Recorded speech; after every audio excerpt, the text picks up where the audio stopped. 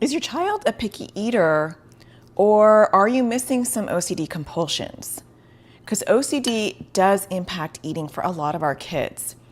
So when kids are picky eating, they might prefer certain foods, they may be worried about taste, and then there is OCD compulsions, where the food may be contaminated, the food might elicit a disgust response, the food may be poisoned, and they have intrusive thoughts.